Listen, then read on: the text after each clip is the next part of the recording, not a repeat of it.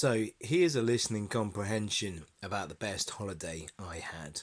I'd love to do this at school, but I can't, so I'm doing it at home.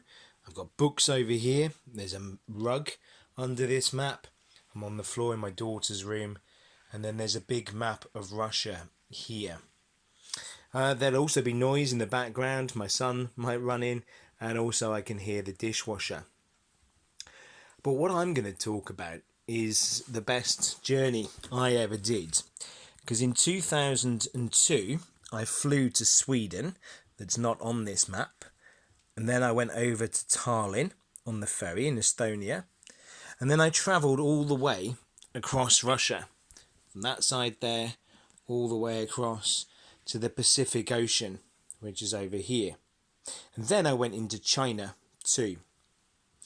Now, I was excited by this opportunity because I learnt to speak Russian really well, and I knew that Russia was going to give me lots of adventures and it was going to be great fun, but I didn't understand how cool the language was as well and how much I enjoyed studying it. I'd heard lots of rumours about Russian being hard, but I don't actually think that it was too bad, and I studied Russian at Sheffield University in England. I started there in 1998 and I finished in 2002, and then just after I finished, me and two friends decided that we'd make this journey and travel across Russia. There's a cool photograph there. In this photo album I've covered my face in all the pictures, and also the faces of my friends Claire and Lizzie, so it doesn't matter what they look like, but you can see where I am, and then you can see the places that we went to. Excuse me. So our journey started then in 2002 in the middle of July, and that was the old plane ticket there, and then we flew over to Sweden. So there's Stockholm. I'd never been there before, and I was already 22, and that's a lie, I was 20 actually. No, I was 21. I don't know how old I was, it doesn't really matter. But anyway, it was the first time I'd been there, so we enjoyed ourselves in the old town. One thing we did, we went out for a meal in the evening, and I decided that it would be quite fun to have some food, and I shared that with Claire, and she didn't like mushrooms, and I ate the mushrooms on the plate, and then the next day I was very, very sick. I fainted, they had to call an ambulance. I had a terrible, terrible time. But luckily I was able to continue the journey. This was the harbour, by the way, that's where I sort of collapsed there. And the next morning though, we had to go to the ferry terminal and get the ferry to Estonia, and I was almost in a coma. It was terrible.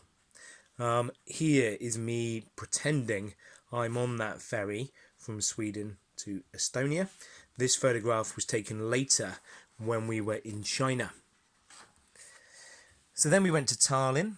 That's a photograph of Claire trying on some stuff, and there's a photograph there of me outside the city walls in Tallinn. We enjoyed going to the restaurants and looking around Tallinn as well. There's some more photographs. There's a picture of me on the grass there, and maybe you've been to Tallinn, but it is genuinely a very attractive place. After that, we went to St. Petersburg. We were there for one day, and we went there because I had a job in St. Petersburg, so I left my things there. My job in St. Petersburg from 2002 was looking after university students. I didn't work in a school or anything like that. That's a picture of me there in St. Petersburg then. And this railway ticket then is from St. Petersburg, it says there, and then it's to Moscow. Moskva is Russian for Moscow. All right. That says vagon, meaning vagon or coach. So there I was in number 11, it seems. So then we got to Moscow. We arrived in Moscow at 6:07 in the morning. So it was very, very quiet. And in Russia, near Red Square in Moscow, there's this place called the 0 kilometer mark, and you stand there and then you throw a coin over your shoulder and then you make a wish. So that's what I'm doing there. I really love Moscow. It's a fantastic place. You can see the morning sun here. That is where Lenin is buried. Well, he's not buried. That's where Lenin's body is. If you don't know who Lenin is, Google it. And then that's the hotel that we slept in as well. That was a cool place near the metro. It says Gastinitsa, although the letter G is broken on that sign. Yeah, we had a good time then in Moscow. We went to some big outdoor exhibition place in just to the north of the centre. Went to the Space Museum as well. That's Yuri Gagarin in that photograph. And that's in the centre of Moscow there. As I say, one of the best things I've ever done. Maybe the best thing, I don't know. One of the best things I've ever done where I kind of made a decision was studying Russian. I went to buy the railway tickets so that we could continue our journey from Moscow all the way across Siberia to the Pacific. My friends Lizzie and Claire visited the Kremlin, and there are the photographs there from inside the Kremlin. And then this is the railway station as we are about to continue our journey from Moscow. So we needed to go from Moscow over here down the railway line to this place. That's Yekaterinburg. I think it was about 30 hours on the train. So that's what we did next. We made that journey. And yeah, there's a photograph in a second, I think, of that train. The train was called the Ural.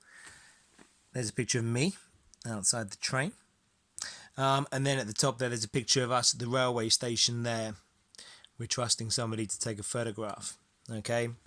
Like I said, the faces are covered. You understand why.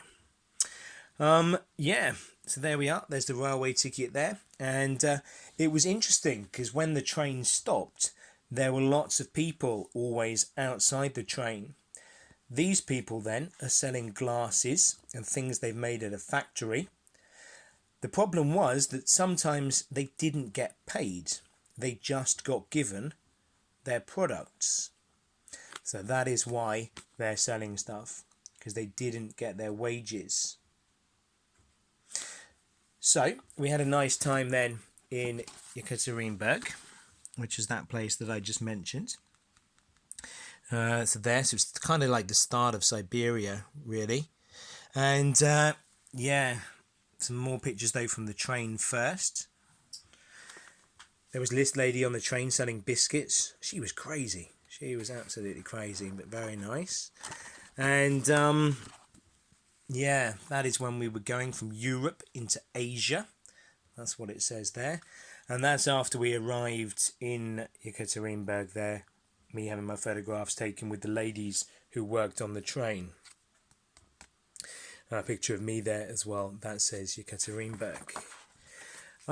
Yeah, there we are. A couple of pictures from Yekaterinburg. Pictures there as well. That is where the Emperor, the Tsar, was killed. A cool museum. And we stayed with some friends of some friends. And then there's a picture of me with the train going from Moscow to Vladivostok. So I was quite excited about the idea of travelling all the way across Russia.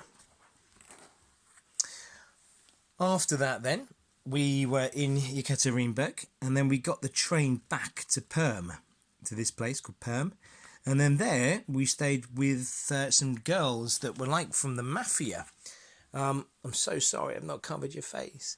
But yeah, there were some people there that would like the mafia, really. So we stayed with them, and we had a good time in the evening. And then when we left, I was excited because I saw the train from North Korea. So we got the train then, and the train continued its journey. We were in third class, and third class looks like this.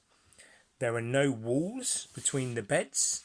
I think there's 56 beds in the carriage, maybe more than that. and it's like totally crazy. And we had beds at the side of the carriage, and there we are having our picnic.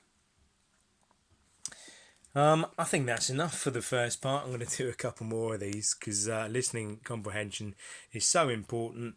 I hope some people enjoyed it at least, and good luck with answering the questions.